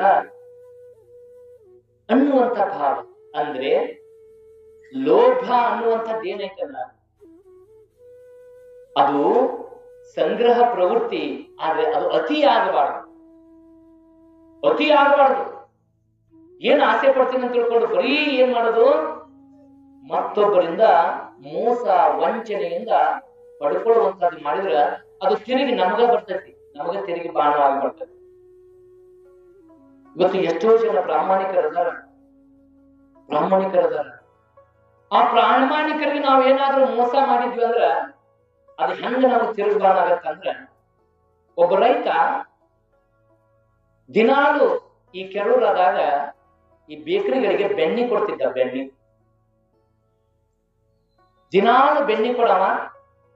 ಒಂದ್ ಅಂಗಡಿ ಹೋಗಿದ್ದ, 1 kg ಬೆಣ್ಣೆ ಕೊಡ್ತಿದ್ದ. ಕೊಟ್ಟು ಅಷ್ಟೇ ತೂಕದ್ದು ಒಂದಷ್ಟು ಏನು ಬ್ರೆಡ್ ಅವನು ತಗೊಂಡು ಹೋಗ್ತಿದ್ದ. ಹಿಂಗೆ ಅವನ ಕಾಯಕ ನಡೆದಿತ್ತು. ನಡೆದಂತ ಸಂದರ್ಭದಲ್ಲಿ ಒಮ್ಮೆ ವ್ಯಾಪಾರಿಗೆ, ಆ ಬೇಕರಿ ಮಾಲಕಗ ಡೌಟ್ ಬಂತು. ಇವೇನು 1 kg ಬೆಣ್ಣೆ ಕೊಡ್ತಾನೋ ಇಲ್ಲೋ ಅನ್ನುವಂಥದ್ದು ಪರೀಕ್ಷೆ ಮಾಡ್ಬೇಕಂತ ತಿಳ್ಕೊಂಡು ತೂಕ ಮಾಡ್ತಾನ. ಒಂದ್ ದಿವಸ ಅದು 1 kg ಇರೋದಲ್ಲ, 900 ಗ್ರಾಮ್ ಇರ್ತದೆ. ರೈತ ಮೋಸ ಮಾಡ್ಬಿಟ್ಟಾನಪ್ಪ. ಎಷ್ಟು ವರ್ಷ ಆತ ನಾವು ಬೆಣ್ಣೆ ಕೊಡಕತ್ತಾನ, ಪ್ರತಿದಿನ 100 ಗ್ರಾಮ್ ಅಂದ್ರೆ ಎಷ್ಟು ನಾವು ಮೋಸ ಮಾಡೋಣ ಅಂತ ತಿಳ್ಕೊಂಡು ಇವ ಏನ್ ಮಾಡ್ತಾನ, ಇವನ್ ಹಂಗ ಬಿಟ್ರ ಸರಿ ಹೋಗುದಿಲ್ಲ, ಇವನ್ ಮ್ಯಾಲ ಕೇಸ್ ಹಾಕಿ ಕೋರ್ಟಿಗೆ ಹೇಳ್ಬೇಕಂತ ಕೋರ್ಟಿಗೆ ಹೇಳಿಸ್ತಾನ. ಕೋರ್ಟಿಗೆ ಬರ್ತಾನ. ಪಾಪ ರೈತ ಬಂದು ನಿಂತ್ಕೋತಾನ ಕಟಕಟೆಯಲ್ಲಿ.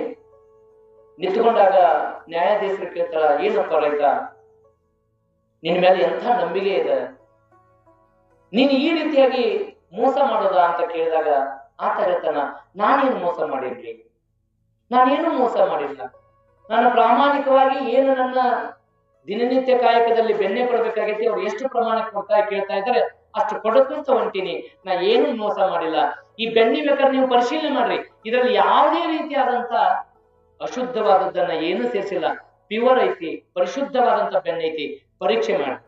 ಹೌದಪ್ಪ, ಬೆಣ್ಣೆ ಎಲ್ಲ ಚಲೋ ಐತಿ, ನೀ ಏನು ಕುಡಿಸಿಲ್ಲ, ಅದ್ರ ತೂಕದಾಗ ಕಡಿಮೆ ಆಯ್ತು.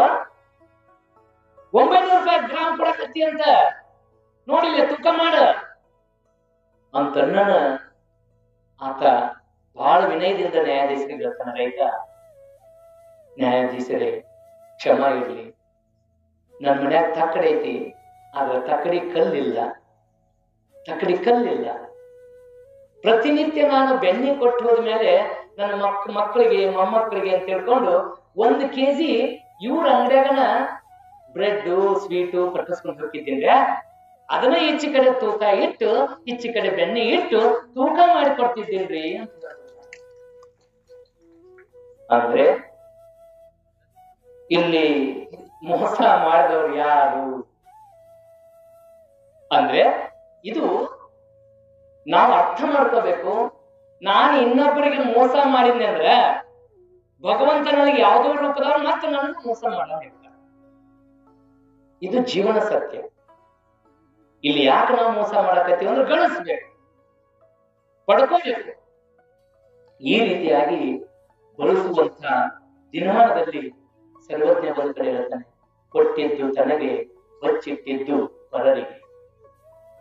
ಕೊಟ್ಟಿದ್ದು ತನಗೆ ಬಚ್ಚಿಟ್ಟಿದ್ದು ಪರರಿಗೆ, ಕೊಟ್ಟಿದ್ದು ಕೆಟ್ಟಿತೆನ ಬೇಡ, ಮುಂದಕ್ಕೆ ಕಟ್ಟಿಹುದು ಬುದ್ಧಿ ಸರ್ವಜ್ಞ, ಮುಂದಕ್ಕೆ ಕಟ್ಟಿಹುದು ಬುದ್ಧಿ ಸರ್ವಜ್ಞ. ನಾವು ಎಷ್ಟು ಕೊಡ್ತೀವಲ್ಲ ಕೊಟ್ಟಷ್ಟು ಏನಾಗುತ್ತೆ, ಅಲ್ಲಿ ಬೆಳೀತಾ ಹೋಗುತ್ತೆ. ಹಂಗೆ ವಿಚಾರ ಮಾಡ್ರಿ. ಈಗೆಲ್ಲ ಬೋರ್ವೆಲ್ ಆಗ್ಯಾವು, ಮೊದಲೆಲ್ಲ ಬಾವಿ ಇರ್ತಿದ್ವು. ಬಾವ್ಯಾಗ ನೀರು ನಾವು ಮೋಟರ್ ಹಚ್ಚಿ ಬಳಸ್ತೇ ಇದ್ರ ಬಾವಿ ತುಂಬಿ ಚೆಲ್ಲತ್ತಿ ಬರೋದಿತ್ತಲ್ರಿ. ಮೋಟರ್ ಹಚ್ಚಲಿಕ್ಕ ಬಾವಿ ತುಂಬಿ ಫುಲ್ ಎಲ್ಲ ಕಡೆ ಚೆಲ್ಲೋದಿತ್ತಲ್ಲ, ಚೆಲ್ತೈತಲ್ರಿ. ಒಂದ್ ಆಳ ನೀರ್ ಇತ್ತಂದ್ರ ಒಂದ್ ಆಳ ನೀವು ಒಂದು ರಾತ್ರಿ ಪೂರ ನೀರ್ ಹೊಡ್ರಿ, ಮತ್ತ ಮುಂಜಾನೆ ಒಂದ ಆಳ ಆಗಿರ್ತಿತ್ತು. ರೈತರಿಗೆಲ್ಲ ಗೊತ್ತಾಗುತ್ತೆ. ಹಂಗ ದಿನಕ್ಕೊಂದೊಂದು ಆಳ ಹಣ ತುಂಬಿ ತುಂಬಿ ತುಂಬಿ ಹೋಗೋದಿತ್ತಲ್ಲ ಅದು. ನಾ ಇವತ್ತ ನೀರ್ ಹಚ್ಚಿ ಹೊಡೆದ ಇಲ್ಲ, ನೀರ್ ಹಾಸಿಲ್ಲ, ಆಗತ್ತಲ್ರಿ. ಎಷ್ಟು ನಾವು ತಗೋತೀವಲ್ಲ ಅಷ್ಟು ಮಾತ್ರ ಮಳೆ ಬರ್ತದಲ್ಲ. ಇದು ಜೀವನನೂ ಹಾಗೆ. ನಾವು ಎಷ್ಟು ಸತ್ಪಾತ್ರಕ್ಕೆ ಕೊಡ್ತೀವಲ್ಲ, ಒಳ್ಳೆ ಕಾರ್ಯಕ್ಕೆ ಕೊಡ್ತೀವಲ್ಲ, ಕೊಟ್ಟಷ್ಟು ನಮ್ದು ವೃದ್ಧಿನೇ ಆಗುತ್ತೆ ಹೊರತಾಗಿ ನಮಗೆ ಹಿಂದಂತೂ ಬೆಳಕ್ ಸಾಧ್ಯನೇ ಇಲ್ಲ. ಇದು ಧರ್ಮ. ಒಂದ್ ವೇಳೆ ನಾವು ಹಿಂದೆ ಬಿದ್ದಿದ್ವಿ ಅಂದ್ರೂ ನಿಮಗೆ ಈ ಹಿಂದಿನ 3-4 ದಿನದಲ್ಲಿ ಬೇರೆ ಬೇರೆ ಘಟನೆಗಳನ್ನ ಹೇಳಿದ್ದೀನಿ. ಆಗಮ ಕರ್ಮ, ಸಂಚಿತ ಕರ್ಮ, ವರ್ತಮಾನ ಕರ್ಮದಿಂದ ಅವು ಹಂಗ ಹಾಕಿರ್ತಾವ, ಅವು ಅಪವಾದಗಳು. ಆದ್ರೆ ನಮ್ಮ ಭಗವಂತ ಕೊಟ್ಟಿದ್ರಲ್ಲಿ ಒಂದಷ್ಟು ಪಾಲನ್ನ ಸಮಾಜಮುಖಿಯಾಗಿ ಕೊಡಬೇಕು, ಸಮಾಜಮುಖಿಯಾಗಿ ಕೊಡಬೇಕು. ತಮ್ಮೆಲ್ಲ ಗೊತ್ತಿರ್ಬೋದು, ಲೋಭಕ್ಕೆ ಬಹಳ ಹೆಸರಾದಂತವ ಯಾರಪ್ಪ ಅಂದ್ರ ಅಲೆಕ್ಸಾಂಡರ್ ಅನ್ನುವಂತ ಚಕ್ರವರ್ತಿ. ಆತ ಎಷ್ಟು ದೇಶಗಳನ್ನ ಆಕ್ರಮಣ ಮಾಡಿ ವಶಪಡಿಸ್ಕೋತಾನ, ಹಂಗ ಒಂದು ದಾಹ ಹೆಚ್ಚಾಯ್ತು. ಮತ್ತೆ ಮತ್ತೆ ದೇಶಗಳನ್ನ ಆಕ್ರಮಣ ಮಾಡೋದು, ಎಲ್ಲವನ್ನ ವಶಪಡಿಸ್ಕೊಳ್ಳೋದು, ಅಲ್ಲಿರುವಂತ ಎಲ್ಲಾ ಸಂಪತ್ತುಗಳನ್ನ ಮರಳಿ ತಗೊಳ್ಳುವಂತ ಕೆಲಸವನ್ನ ಮಾಡ್ತಿರ್ತಾನ. ಬಹಳ ಲೋಭಿ. ಹೀಗಿರ್ಬೇಕಾದ್ರ ಕೊನೆಯಲ್ಲಿ ಅವನ ಸಾವಿನಲ್ಲಿ ಅವನಿಗೆ ಜ್ಞಾನೋದಯ ಆಗತ್ತೆ. ಸಾಯುವಂತ ಸಂದರ್ಭದಲ್ಲಿ ಆತ ಇಷ್ಟೊಂದು ಲೋಭಿಯಾದಂತ ನಾನು, ಇಷ್ಟೊಂದು ಪಡ್ಕೊಳ್ಬೇಕನ್ನುವಂತ ದಾಹ ಇರುವಂತ ನಾನು ಕೊನೆಯಲ್ಲಿ ಇದನ್ನ ಯಾವುದನ್ನು ನಾನು ತಗೊಂಡು ಹೋಗುದಿಲ್ಲಪ್ಪ. ಈ ಜಗತ್ತಿಗೆ ಒಂದು ಸಂದೇಶ ಕೊಡ್ಬೇಕಂತ ತಿಳ್ಕೊಂಡು ಏನ್ ಮಾಡ್ತಾನ, ತನ್ನ ಮಂತ್ರಿಗಳನ್ನ ಕರೆಸಿ, ನಾನೀಗ ನನ್ನ ಆಯುಷ್ಯದ ಕೊನೆ ಸ್ಥಾನದಲ್ಲಿದ್ದೀನಿ, ಇನ್ನೇನು ಸಾವು ಸಮೀಪಿಸ್ತಾ ಇದೆ, ನನ್ನ ಸಾವನ್ನ ಗೆಲ್ಲಬೇಕು. ಈ ಜಗತ್ತಿನಲ್ಲಿ ಶ್ರೇಷ್ಠವಾದಂತ 4 ಜನ ವೈದ್ಯರನ್ನ ಕರೆಸ್ರಿ, ಅವರು ನನ್ನ ಬದುಕಿಸ್ಬೇಕು. ಒಂದು ವೇಳೆ ನಾನು ಬದುಕದೇ ಇದ್ರೆ ಅವರೇ ನನ್ನನ್ನ ಹೊತ್ತುಕೊಂಡು ಸ್ಮಶಾನದವರೆಗೆ ಹೋಗ್ಬೇಕು. ಇದು 1ನೇ ಕೆಲಸ. ಇನ್ನು 2ನೇ ಕೆಲಸ ಏನಂದ್ರೆ, ನಾನು ಸತ್ತ ಮೇಲೆ ನನ್ನ ಒಂದು ಶವಪೆಟ್ಟಿಗೆಯಲ್ಲಿ ನನ್ನ ಶವವನ್ನ ಹಾಕ್ತಿರಲ್ಲ, ನನ್ನ 2 ಕೈಗಳು ಶವಪೆಟ್ಟಿಗೆಯಿಂದ ಆಚೆನೇ ಇರಲಿ. ನನ್ನ 2 ಕೈಗಳು ಶವಪೆಟ್ಟಿಗೆಯಿಂದ ಆಚೆನೇ ಇರಲಿ. ಇದು 2ನೇ ಕೆಲಸ. 3ನೇ ಕೆಲಸ ಏನಂದ್ರೆ, ನಾನು ಏನು ಇಲ್ಲಿವರೆಗೆ ಗಳಿಸಿದ್ದೀನಲ್ಲ, ಹಣ ಸಂಪತ್ತು, ಏನು ಬಂಗಾರ ಬೆಳ್ಳಿ ವಜ್ರ ಇವೆಲ್ಲವನ್ನ ಮಣ್ಣಿಗೆ ತೂರಿ ಬಿಟ್ರಿ, ಮಣ್ಣಿಗೆ ತೂರಿ ಬಿಡ್ರಿ ಅಂತ ಮಂತ್ರಿಗಳಿಗೆ ಆಶ್ಚರ್ಯ ಆಗುತ್ತೆ. ಅಲೆಕ್ಸಾಂಡರ್ ಅವರು ಇಲ್ಲಿವರೆಗೂ ಕೂಡ ಇಡೀ ಜಗತ್ತನ್ನ ನಾನು ಗೆಲ್ಲಬೇಕು ಅಂತ ಹೊರಟವರು ಯಾಕೆ ಈ ರೀತಿ ವೈರಾಗ್ಯ ತಾಳಿದ್ರು ಅಂತ ಕೇಳಿದಾಗ, ಯಾಕೆ ಮಹಾರಾಜರೇ ಈ ರೀತಿಯ ಆಸೆಗಳನ್ನ ಕಾಣ್ತಾ ಇದ್ದೀರಲ್ಲ ಅಂದಾಗ, ಆಗ ಅಲೆಕ್ಸಾಂಡರ್ ಹೇಳ್ತಾನೆ, ಮಂತ್ರಿಗಳೇ, ಹುಟ್ಟಿರುವಂತಹ ಪ್ರತಿಯೊಂದು ಜೀವಿಗೂ ಕೂಡ ಹೇಗೆ ಜನನ ಐತೆಯೋ ಅದರ ಹಿಂದೆ ಮರಣ ಅನ್ನುವಂಥದ್ದು ಇದ್ದೇ ಇದೆ, ಸಾವು ಅನ್ನುವಂಥದ್ದು ಇದ್ದೇ ಇದೆ. ಹುಟ್ಟು ಅನಿಶ್ಚಿತ, ಸಾವು ಖಚಿತ. ಇಂಥ ಸಾವು ನಾನು ಸಾಯಬಾರ್ದು, ಬದುಕಬೇಕಂತ ತಿಳ್ಕೊಂಡು ನೀ ಏನು 4 ಮಂದಿ ವೈದ್ಯರನ್ನ ಕರೆಸ್ತಿರಲ್ಲ, ನಾನು ಬದುಕಿಸ್ಲಿಕ್ಕೆ ಸಾಧ್ಯ ಐತಿ? ಅವರು ಖಂಡಿತ ಸಾಧ್ಯ ಇಲ್ಲ. ಇನ್ನು ನನ್ನ ಎರಡೂ ಕೈಗಳನ್ನ ಶವಪೆಟ್ಟಿಗೆ ಹೊರಗಡೆ ಹಾಕಂತ ಹೇಳಿದೆ. ಯಾಕೆ ಗೊತ್ತಾ? ಅಲೆಕ್ಸಾಂಡರ್ ಎಲ್ಲ ಗೆದ್ದಿದ್ದ, ಹೋಗು ಮುಂದೆ ನೋಡು ಬರಗೈಲಿ ಹೊಂಟಾನ ಅಂತ ತಿಳ್ಕೊಂಡು ಈ ಜಗತ್ತಿಗೆ ಗೊತ್ತಾಗ್ಲಿ, ಈ ಜಗತ್ತಿಗೆ ಗೊತ್ತಾಗ್ಲಿ. ಹಾಗೇನೆ ನಾನು ಗಳಿಸಿರುವಂತದ್ದು ಎಲ್ಲವನ್ನ ಯಾಕೆ ಮಣ್ಣಿಗೆ ಕೊಡೋಣ ಅಂದ್ರ, ಈ ಮಣ್ಣಿಂದ ಬಂದಿತ್ತು ಮಣ್ಣಿಗೆ ಹೋಗ್ಬೇಕಲ್ಲ, ಈ ಮಣ್ಣಿಂದ ಬಂದಿತ್ತು ಮಣ್ಣಿಗೆ ಹೋಗ್ಬೇಕು. ಇಲ್ಲೆಲ್ಲ ನೋಡ್ತೀವಿ ನಾವು, ಹಳೆ ಕಟ್ಟಡಗಳದಾವ, ಹಳೆ ಕಟ್ಟಡಗಳು ಒಂದು 100 ವರ್ಷದಿಂದ ಅವೆಲ್ಲ ವೈಭವದಿಂದ ಸುಣ್ಣ ಬಣ್ಣ ಅಲ್ಲಿ ಏನು ಆನಂದ ಸಂತೋಷ ಸಂಭ್ರಮ ಎಲ್ಲ ಇರುವಂತವೇ. ಈಗ ಹಂಗಾಗ್ಯಾವು? ನಾನು ದೊಡ್ಡ ಅರಮನೆ ಕಟ್ಸೀನಿ, ಬಹುಕೋಟಿಯಲ್ಲಿ ಕಟ್ಸೀನಿ. ಎಷ್ಟು ದಿನಪ್ಪ ನೀ ಅದ್ರಾಗ ಎಷ್ಟು ದಿನ ಇರ್ತಿ?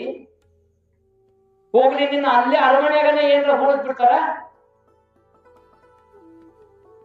ಇವೆಲ್ಲವುಗಳನ್ನ ಆಲೋಚನೆ ಮಾಡಿದಾಗ ಯಾಕೆ ನಾವು ಲೋಭಿಗಳಾಗ್ತಾ ಇದ್ದೀವಿ? ಯಾಕೆ ಬೇಕು ಬೇಕು ಅಂತ ಆಸೆಯನ್ನ ಪಡ್ತಾ ಇದ್ದೀವಿ? ಕೊನೆಯಲ್ಲಿ ಒಂದು ತಿಳ್ಕೊಳ್ಳಿ, ಬಹುಶಃ ಜೀವನದಲ್ಲಿ ನಾವೆಲ್ಲರೂ ಸತ್ತ ಮೇಲೆ ನಮ್ಮ ಪಾಲು ಏನು ಅನ್ನುವಂಥದ್ದನ್ನ ನಾವು ಆಲೋಚನೆ ಮಾಡಿದಾಗ, ನಾವು ಸತ್ತ ಮೇಲೆ ನಾವು ಗಳಿಸಿರುವಂತ ಆಸ್ತಿ ಅಂತಸ್ತು ಇದೆಲ್ಲವೂ ನಮ್ಮ ಮುಂದೆ ಕುಂತು ಅವ್ರ ಪಾಲು, ನಾ ಪದ ಬಳಸೋದಿಲ್ಲ, ನಾವು ಸತ್ತ ಮೇಲೆ ಏನ್ ಬೋಳಾಡಿ ಇರ್ತಾರಲ್ಲ ಅವ್ರ ಪಾಲು, ಆಮೇಲೆ ಶ್ರಾದ್ದ ಮಾಡಿ ನಾವು ಏನೇನು ತಿಂತಿದ್ವಿ ಎಲ್ಲವನ್ನ ನೈವೇದ್ಯ ಇಟ್ಟು ಮೆರಗಿನಲ್ಲಿ ಇಡ್ತಾರ. ಅದು ಯಾರ ಪಾಲು? ನನ್ನ ಪಾಲಿಲ್ಲ, ಕಾಗೆ ಪಾಲು. ಹೇಳ್ಬಿಟ್ಟಿದೆ. ಇನ್ನು ನಾನು ಹಾಕೊಂಡಿರುವಂತ ಬಟ್ಟೆ ಒಡವೆ ಇವೆಲ್ಲವೂ ವಸ್ತ್ರಗಳು, ಅವೆಲ್ಲವುಗಳು ಕೂಡ ಅಗಸಿನ ಪಾಲು ಅಂತ ಹೇಳ್ತಿದ್ರು. ಈಗ ಅವರು ಮುಟ್ಟೋದಿಲ್ಲ. ರೇಷ್ಮೆ ಸೀರೆನ ಉಳಿಸಿದ್ರೆ ಬ್ಯಾಡಪ್ಪ, ಮೊದಲಿತ್ತು ಯಪ್ಪ ಹಿರಿಯರು ಏನೋ ಅಂಗಿ ಅವೆಲ್ಲ ಕೊಟ್ಬಿಡ್ರಿ ಅಂತ ತಗೊಂಡ್ ಹೋಗ್ತಿದ್ರು. ಯಾಕ? ಅವ್ರಿಗೂ ಗೊತ್ತೈತಿ ಇದ್ಯಾಕೆ ಬೇಕು, ನಾನು ಶ್ರಮದಿಂದ ನಾನು ಬದುಕ್ತೀನಿ. ನೋಡಿ ಹೆಂಗ ಸಂಸ್ಕಾರ ಬಂದತಿ, ಹೆಂಗ ಆಚಾರಗಳು ಬಂದವು, ಹೆಂಗ ವಿಚಾರಗಳು ಬಂದವು. ಯಾಕೆ ನಾನು ನ್ಯಾಯಯುತವಾಗಿ ಬದುಕ್ತೀನಿ, ನಿಮ್ಗೆ ಯಾಕೆ ಆಸೆ ಪಡ್ಲಿ ಅನ್ನುವಂತ ಮನೋಭಾವ ಬಂದೈತಂದ್ರ ಅವರಲ್ಲಿಯೂ ಲೋಭ ಕಡಿಮೆ ಆಗೈತಿ. ಆಸೆ ಪಡ್ಬೋದಿತ್ತಲ್ಲ, ಅವ್ರ ಪಾಲಾಗತ್ತ. ಈ ದೇಹ ಮಣ್ಣಿಗೆ ಹೋದ್ರ ಮಣ್ಣಿನ ಪಾಲಾಗತ್ತ, ಚಿತೆಗೆ ಏರ್ ಬಿಡ್ತಂದ್ರ ಬೂದಿಯಾಗಿ ಬೆಂಕಿ ಪಾಲಾಗುತ್ತೆ. ಹಂಗಾದ್ರೆ ನಿನ್ನ ಪಾಲು ಏನು? ನಿನ್ನ ಪಾಲು ಏನು? ನಿನ್ನ ಪಾಲು ಏನಂದ್ರ, ನೀ ಏನು ಹುಟ್ಟಿನಿಂದ ಸಾಯುವವರೆಗೆ ಏನು ಒಳ್ಳೆ ಕೆಲಸ ಮಾಡಿಯಲ್ಲ, 4 ಮಂದಿ ಬಾಯಾಗದಿಯಲ್ಲ, ಇದು ಮಾತ್ರ ನಿನ್ನ ಪಾಲು. ಅದು ಏನಪ್ಪ ಅಂದ್ರ, ನೀನು ಮಾಡಿರುವಂತ ದಾನ, ನೀನು ಮಾಡಿರುವಂತ ಧರ್ಮ, ನೀನು ಮಾಡಿರುವಂತ ಒಳ್ಳೆ ಕೆಲಸ, ಇದು ಮಾತ್ರ ನಿನ್ನ ಪಾಲಾಗತ್ತ. ಇದೆಲ್ಲ ಗಳಿಸಿದ್ದು ಅವರವರ ಪಾಲಾಗತ್ತ. ಇದು ಜೀವನದ ಸತ್ಯ. ಹಾಗಾಗಿ ಇವತ್ತು ಲೋಭ ಅನ್ನುವಂಥದ್ದು ಕೂಡ ನಮ್ಮಲ್ಲಿ ಮೈದುಂಬಿಕೊಂಡು, ಆಸೆ ಪಡಿ, ಅತಿ ಆಸೆ ಬೇಡ. ನೀವು ಶ್ರಮ ಪಟ್ಟಿರಾ, ನಿಮಗೆ ಇದರಲ್ಲಿ ಲಾಭ ಬೇಕಾ? ಲಾಭ ತಗೋರಿ, ಲಾಭ ತಗೋರಿ. ಯಾಕಂದ್ರೆ ನಿಮ್ದು ಜೀವನ ಅದ. ಆದ್ರೆ ಅತಿಯಾಗಿ ಲಾಭ ಬೇಕಂತ ತಿಳ್ಕೊಂಡು ಹೊರಟ್ರ ಏನಾಗತ್ತೆ? ಈ ರೀತಿಯಾಗಿ ಅತಿ ಆಸೆ ಗತಿಗೇಡು ಅಂದಂಗ ನಮ್ಮ ಆಸೆಗಳು, ಆ ಆಸೆ ನೆರವೇರದೇ ಇದ್ರೆ ರೋಷ, ಆಸೆ ನೆರವೇದ ಮೇಲೆ ಅಷ್ಟಕ್ಕರ ತೃಪ್ತಿ ಆಗತ್ತಪ್ಪ ಈ ಜೀವ ಅಂದ್ರ ಅದು ಆಗೋದಿಲ್ಲ. ಈ ರೀತಿಯಾಗಿ ನಮ್ಮ ಒಂದು ಬದುಕು ಏನಾಗೈತಪ್ಪ ಅಂದ್ರ ಇನ್ನು ಬೇಕು ಬೇಕು ಬೇಕು ಅನ್ನುವಂಥದ್ರಲ್ಲೇ ಹೊಂದಿರ್ತಾರೆ. ಹಾಗಾಗಿ ನಾವು ನೀವೆಲ್ಲರೂ ಅರ್ಥ ಮಾಡ್ಕೊಳ್ಳೋಣ, ಭಗವಂತ ಕೊಟ್ಟಿರುವಂತ ಈ ಕೆಲಸದಲ್ಲಿ, ಈ ಕಾರ್ಯದಲ್ಲಿ, ಈ ಜೀವನದಲ್ಲಿ ಒಳ್ಳೆಯದನ್ನ ಮಾಡೋಣ. ಬಹುಶಃ ಪ್ರಾರಂಭದಲ್ಲಿ ನಮಗ ಇಲ್ಲಿ ಏನು ದಾಸೋಹ ಇಲ್ಲ, ಏನೂ ಇಲ್ಲ ಅಂತ ಹೇಳಿದ್ರು. ಮತ್ತೆ ಇಲ್ಲಿ ನಿಯಮ ಹೆಂಗೈತಪ್ಪ ಅಂತಂದ್ರ ಇಲ್ಲಿ ಯಾವುದೋ ಪ್ರತಿಫಲ ಏನೂ ಇಲ್ಲ. ಈಗ ಸರ್ ಬಾಗಲಕೋಟೆಯಿಂದ ಬಂದಾರಂದ್ರೆ ಅವ್ರ ಸ್ವಂತ ಖರ್ಚು ಮೇಲೆ ಬಂದಾರ. ಈಗ ನಿನ್ನೆ ಮೊನ್ನೆ ಬಂದವರು ಎಲ್ಲರೂ ಕೂಡ ಸ್ವಂತ ಖರ್ಚು ಮೇಲೆ ಬಂದಾರ. ಯಾಕೆ? ಇಲ್ಲಿ ಯಾವುದೇ ರೀತಿ ಪ್ರತಿಫಲವಿಲ್ಲದೆ ಈ ಸೇವೆಯನ್ನ ಮಾಡ್ಬೇಕನ್ನುವಂತ ಒಂದು ನಿಯಮದೊಂದಿಗೆನೆ ಈ ವಚನೋಪನ್ಯಾಸ ಕಾರ್ಯಕ್ರಮ ಹಮ್ಮಿಕೊಂಡೈತಿ. ಅಂದ್ರೆ ಇದು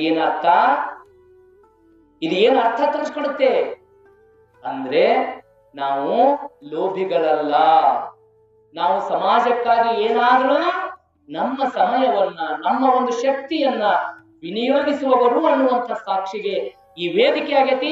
ತಾವೆಲ್ಲರೂ ಆಗಿದ್ದೀರಿ ಅನ್ನುವಂಥದ್ದು ಬಹಳ ಅಭಿಮಾನದ ಸಂಗತಿ ಅಂತ ನಾನು ಇಲ್ಲಿ ಹೇಳಕ್ಕೆ ಇಷ್ಟಪಡ್ತಾ ಇದ್ದೀನಿ. ಯಾಕಂದ್ರೆ ಇವತ್ತು ಪ್ರತಿಯೊಬ್ಬರೂ ಕೂಡ ದುಡ್ಡಿಗೆ ಅಪೇಕ್ಷೆ ಪಡ್ತಾರೆ. ನಾವು ದುಡ್ಡು ಬರ್ತೈತಿ ಅಂತ ನಿರೀಕ್ಷೆ ಮಾಡೋದು ಬೇಡ. ನಿನ್ನ ಸೇವೆ ನೀನ್ ಮಾಡು, ಅವ್ನು ಕೊಡೋ ಎಲ್ಲಿದ್ರು ಕೊಟ್ಟೆ ಕೊಡ್ತಾನೆ. ನಿನ್ನ ಸೇವೆ ನೀನು ಪ್ರಾಮಾಣಿಕತೆಯಿಂದ ಮಾಡು. ಪುರಾಣದಲ್ಲಿ ಬರುತ್ತೆ ಒಂದು ಮಾತು, ಯಾವ ರೀತಿಯಾಗಿ ದುಡಿದಂಥವರಿಗೆ ಅವರ ಸಂಬಳ ಸಿಗಬೇಕಂದ್ರೆ, ದುಡಿಯುವವನ ಬೆವರು ಆರುವ ಮುನ್ನವೇ ಆತನ ಶ್ರಮಕ್ಕೆ ಬೆಲೆಯನ್ನ ಕೊಡಬೇಕು ಅನ್ನುವಂಥದ್ದನ್ನ ಪುರಾಣ ಹೇಳುತ್ತೆ. ಯಾರು ದುಡಿದಾರಲ್ಲ, ಯಾರು ಶ್ರಮ ಪಟ್ಟಾರಲ್ಲ, ಅವರ ಬೆವರು ಆರುವ ಮುನ್ನವೇ ಅವರ ಶ್ರಮಕ್ಕೆ ತಕ್ಕಂತೆ ಫಲವನ್ನ ಕೊಟ್ಟುಬಿಟ್ರೆ ಅವರು ಖುಷಿಯಾಗಿರ್ತಾರೆ. ಈಗ ನಾವೆಲ್ಲ ಪಾಪ ಸಾಕಷ್ಟು ಜನ ಕೆಲಸವನ್ನ ಹೊಲದಾಗೋ ಮತ್ತೆಲ್ಲೋ ಅಂಗಡಿಯಾಗೋ ಹೋಟೆಲ್ನಾಗೋ ದುಡಿತಿರ್ತಾರ. ದುಡಿಯುವಂಥವ್ರನ್ನ ನಾವು ಬಹಳ ಗೌರವದಿಂದ ಕಾಣ್ತೀವಿ. ಒಮ್ಮೊಮ್ಮೆ ಏನಾಗುತ್ತೆ, ಆ ದುಡಿಯುವವರನ್ನ ನಾವು ಬಹಳ ತುಚ್ಛವಾಗಿ ಕಾಣ್ತೀವಿ, ಅವರನ್ನ ಅವಮಾನಿಸ್ತೀವಿ. ಯಾಕಂದ್ರೆ ತಿಳ್ಕೋಬೇಕು, ಅವರು ದುಡ್ದಾಗಲೇ ನನಗೂ ಒಂದು ತುತ್ತು ಅನ್ನ ಸಿಗ್ತೈತಿ ಅನ್ನುವಂತ ಎಲ್ಲ ಜನಿಕರು ಕೂಡ ಅರ್ಥ ಮಾಡ್ಕೋಬೇಕು. ಶ್ರಮವೇವ ಜಯತೆ, ಶ್ರಮ ಸಂಸ್ಕೃತಿಯ ಮೂಲಕ ಬದುಕನ್ನ ಕಟ್ಟಿಕೊಳ್ತಾ ಇದ್ದಾರಲ್ಲ, ಅಂಥವ್ರಿಗೆ ಎಂದಿಗೂ ಕೂಡ ಅವಮಾನ ಮಾಡಬಾರ್ದು. ನಾವು ಲೋಭಿಗಳಾಗಿ ಅವ್ರು ಕೊಟ್ಟಂತ ಅವ್ರ ಶ್ರಮಕ್ಕೆ ತಕ್ಕಂತೆ ಅವ್ರಿಗೆ ಫಲವನ್ನ, ಅವ್ರು ದುಡಿದಂತ ಬೆಲೆಯನ್ನ ಕೊಡದೇನೆ ನಾವು ಅದರಲ್ಲೇ ನಾವು ಏನ್ ಮಾಡ್ತೀವಿ, ಲೋಭಕ್ಕೊಳಗಾಗಿ ಕಡಿತ ಮಾಡ್ತೀವಿ. ಆವಾಗ ಒಂದು ಮಾತು, ಜಿಡ್ರಮ ದಾಸಿಮಯ್ಯನವರ ಈ ಮಾತಿನೊಂದಿಗೆ ನನ್ನ ಮಾತುಗಳಿಗೆ ವಿರಾಮವನ್ನು ಹೇಳ್ತೀನಿ. ಬಹಳ ಅದ್ಭುತವಾಗಿ ಹೇಳ್ತಾರೆ, ಒಡಲುಗೊಂಡವ ಹಸಿವ, ಒಡಲುಗೊಂಡವ ಹಸಿವ, ಒಡಲುಗೊಂಡವ ಹಸಿವ, ಒಡಲುಗೊಂಡವ ಹಸಿವ, ಒಡಲುಗೊಂಡವ ಹಸಿವ, ನೀನೊಮ್ಮೆ ನನ್ನನ್ನು ಒಡಲುಗೊಂಡವನೆಂದು ಜರೆಯದಿರು, ನೀನೆನ್ನಂತೆ ಒಡಲುಗೊಂಡ್ರು ನೋಡ ರಾಮನಾಥ ಅಂತ ದೇವರಿಗೆ ಸವಾಲ್ ಆಗ್ತಾನೆ. ಆತ ಒಡಲುಗೊಂಡವ ಹಸಿವ, ಅವನು ಹೊಟ್ಟೆ ಹಸ್ತೈತಿ, ಅವ ದುಡಿಯಾಕ್ ಬಂದಾನ.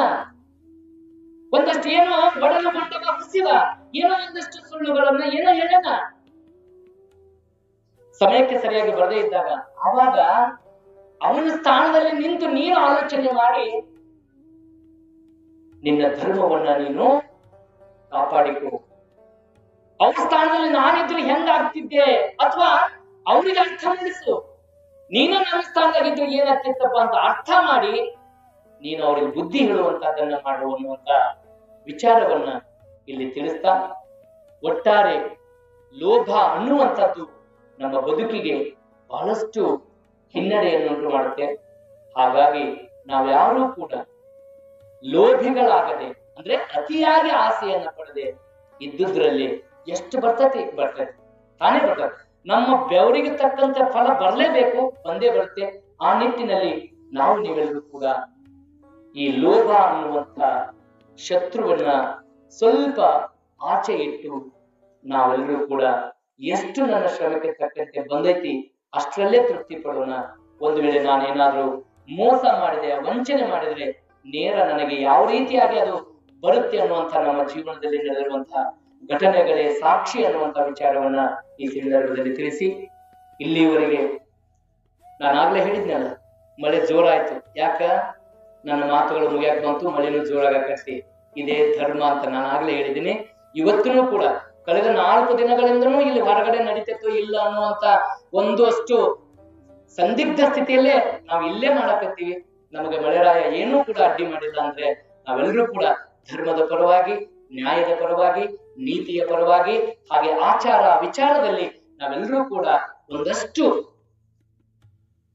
100ಕ್ಕೆ 100 ಮಾಡದೆ ಹೋದ್ರು 100ಕ್ಕೆ ಸಮೀಪದಷ್ಟರಾದ್ರೂ ನಾವು ಮಾಡ್ತೀವಿ ಅನ್ನುವಂತ ಒಂದು ತೃಪ್ತಿಯ ಮೂಲಕ ಇವತ್ತಿನ ವಿಚಾರಗಳನ್ನ ಇಲ್ಲಿಗೆ ಮುಗಿಸ್ತಾ ಮತ್ತೆ ನಾಳಿನ ದಿನ ಮತ್ತೊಂದು ಹೊಸ ವಿಚಾರದೊಂದಿಗೆ ನಿಮ್ಮೊಂದಿಗೆ ಅಣಿಯಾಗ್ತೀನಿ ಅನ್ನುವಂತ ವಿಷಯವನ್ನು ವ್ಯಕ್ತಪಡಿಸ್ತಾ ಮತ್ತೊಮ್ಮೆ ತಮ್ಮೆಲ್ಲರ ಅಂತರಾತ್ಮದಲ್ಲಿ ಪ್ರಜ್ವಲಿಸುತ್ತಿರುವಂತಹ ಆತ್ಮಜ್ಯೋತಿಗೆ ನನ್ನ ಬಾಗಿದ ತಲೆ ಮುಗಿದ ಕೈಗಳಿಂದ ಶರಣು ಶರಣಾರ್ಥಿಗಳು.